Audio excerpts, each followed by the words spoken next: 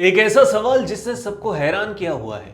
पूरी दुनिया के रक्षा विशेषज्ञों, मिडिल ईस्ट पर नजर रखने वाले लोगों, उन सभी जानकारों को यह सवाल परेशान कर रहा है। दरअसल 28 फरवरी 2026 को जब अमेरिकी हमलों में ईरान के सर्वोच्च नेता अयतुल्ला अली खामनी की मौत हुई और उसके बाद करीब 50 टॉप सैन्य अधिकारी भी मारे गए, तो ये लगा कि ईरान अब ताश के पत्तों की तरह बिखर जाएगा, ढह जाएगा। लेकिन हकीकत इससे उलट निकली। खामनेई के जाने के बाद भी ईरान आज न सिर्फ टिका हुआ है, बल्कि अमेरिका और इजराइल जैसे बड़े देशों, महाशक्तियों को कड़ी चुनौती दे रहा है। आखिर ये मुमकिन कैसे हुआ? आइए ईरान के उस अदृश्य लीडरशिप स्ट्रक्चर और जादुई सैन्य रणनीति को समझते हैं, जिसने उसे एक ऐसी छिपकली बना दिया है कि पूंछ कटने पर भी वो लड़ती रहती है। ईरान की ताकत का जो सबसे बड़ा राज है वो छुपा हुआ है उसकी डिसेंट्रलाइज्ड मोज़ेक डिफेंस रणनीति में। मोज़ेक का मतलब होता है छोटे छोटे टुकड़े या टाइल से बना हुआ एक चित्र। ईरान अपनी पूरी सैन्य शक्ति को एक जनरल या एक मुख्यालय के हाथ में नहीं रखता है, बल्कि इसे 7 स्वतंत्र हिस्सों में बांट देता है। इस रणनीति का मकसद ये है कि अगर दुश्मन राजधानी तेहरान पर कब्जा कर ले या टॉप लीडरशिप को खत्म भी कर दे, तब भी देश के बाकी हिस्सों में मौजूदा सैन्य यूनिट्स को ये पता रहे कि उन्हें क्या करना है। उन्हें तेहरान के ऑर्डर का इंतजार करने की जरूरत नहीं है। ये सातों ग्रुप्स स्वतंत्र रूप से अपनी जंग जारी रख सकते हैं। सबसे पहला है रेगुलर आर्मी आर्टेश। इसका काम है शुरुआती झटके को सहना और दुश्मन की रफ्तार को धीमा करना। इसके बाद आती है IRGC यानी रेवोल्यूशनरी गार्ड्स। ये गोरिल्ला वॉरफेयर और सप्लाई लाइन को काटने में माहिर है। इसके बाद बसिज मिलिशिया है, जो 31 प्रांतों में फैला आम लोगों का एक दस्ता है और स्थानीय स्तर पर यह दुश्मन को थकाता है। इसके बाद एयर डिफेंस है। इस एयर डिफेंस का काम है छिपकर और फैलकर दुश्मन की हवाई ताकत को चुनौती देना। इसके बाद आती है नौसेना। स्ट्रेट ऑफ होर्मुज के माइंस और मिसाइलों को एक डेथ जोन बना देना, जो हालिया हम सभी देख भी रहे हैं। इसके बाद मिसाइल फोर्स है। दुश्मन के शहरों और सैन्य ठिकानों पर डीप स्ट्राइक करना, उन इलाकों को मारना जो केंद्र है उन शहरों का जहां से उनकी ताकत आती है। इसके बाद है प्रॉक्सी नेटवर्क्स।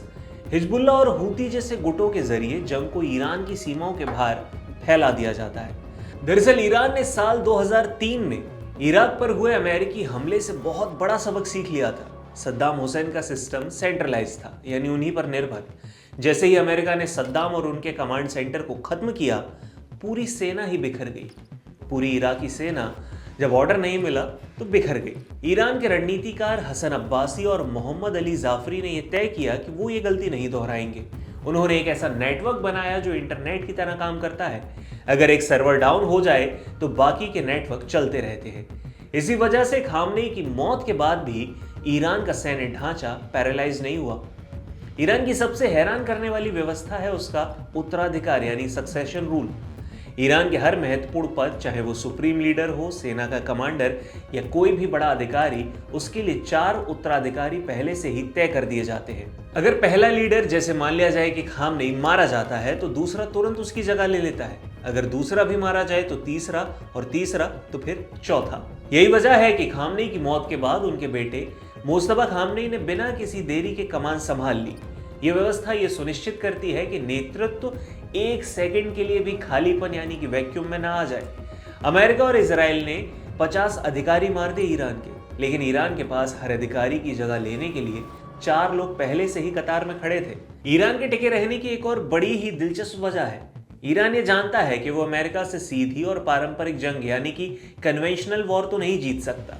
इसलिए वो चीनी नेता माओ त्से तुंग की प्रोलॉन्ग्ड वॉर यानी लंबे युद्ध की थ्योरी पर काम करता है। जैसे वो इस्तेमाल करता है महंगे डिफेंस के सामने सस्ते हथियार। ईरान शाहिद जैसे ड्रोन बनाता है जिनकी कीमत कुछ $1000 है, लेकिन अमेरिका उन्हें गिराने के लिए लाखों डॉलर की मिसाइल दागता है।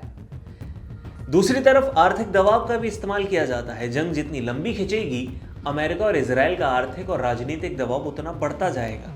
ईरान का लक्ष्य जीत नहीं है, बल्कि सर्वाइवल है, और तब तक लड़ते रहना जब तक दुश्मन थक कर खुद ही पीछे ना हट जाए। अब खामनेई की मौत ने भले ही ईरान को भावनात्मक रूप से झटका दिया हो, लेकिन उसके सैन्य और प्रशासनिक तंत्र को अभी तक नहीं तोड़ा गया है। ईरान ने खुद को एक ऐसे अभेद किले में बदल लिया है जिसके पास ना एक राजा है, ना ही एक दिमाग। उसके पास हजारों छोटे छोटे दिमाग हैं जो अपने मोर्चों पर लड़ रहे हैं। विदेश मंत्री अब्बास अरागची का ये कहना है कि हम तय करेंगे कब और कैसे इस जंग को खत्म करना है। इसी कूटनीतिक और सैन्य तैयारी का यह आत्मविश्वास है कि अमेरिका के लिए चुनौती अब केवल एक व्यक्ति को मारना नहीं है, बल्कि उस पूरे मोज़ेक सिस्टम को ध्वस्त करना है जो फिलहाल तो नामुमकिन नजर आ रहा है। खामनेई के बाद अब ये जो प्रॉक्सी ग्रुप्स हैं, हिजबुल्लाह, हूती, हमास, एक यूनिफाइड ऑपरेशन रूम के जरिए काम कर रहे हैं। इनमें मुख्य रूप से कुछ बदलाव भी किए गए हैं, जैसे कमांड सेंट्रल से लोकल हो चुका है। पहले आदेश सीधे तेहरान से आते थे, लेकिन अब मुस्तफा खामनेई और आईआरजीसी ने इन ग्रुप्स को लोकल ऑटोनॉमी दे दी है। यानी अब हिजबुल्लाह या हूती को हमला करने के लिए तेहरान के फोन का इंतजार नहीं करना पड़ता। जमीनी हालात देखकर वो खुद ही हमला करने का फैसला ले रहे हैं। मुस्तफा खामनेई और आईआरजीसी का तालमेल भी गजब है। खामनेई के बेटे मुस्तफा अब राजनीतिक चेहरा है, लेकिन इन मिलिशिया ग्रुप्स की असल कमान आईआरजीसी की कुद्स फोर्स के पास है और उन्होंने मोज़ेक डिफेंस को सीमाओं के बाहर भी लागू कर दिया है, ताकि अगर एक ग्रुप जैसे हमास कमजोर पड़े तो दूसरा यानी कि हूती मोर्चा खोल दे।